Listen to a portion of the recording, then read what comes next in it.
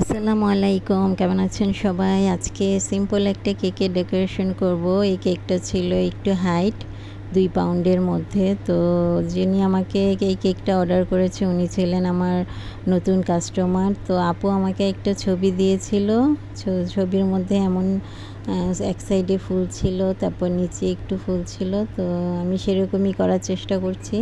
তো কেকটা ছিল খুবই সিম্পল। এমন সিম্পল কেকে অনেক সময় সুন্দর দেখা যায়।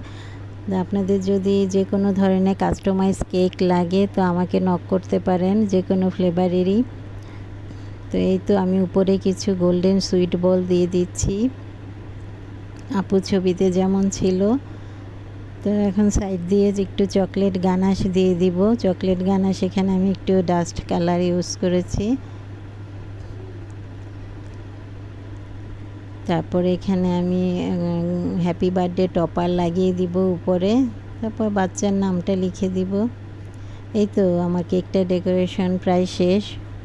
তো কেমন হয়েছে জানাবেন। আল্লাহ হাফেজ।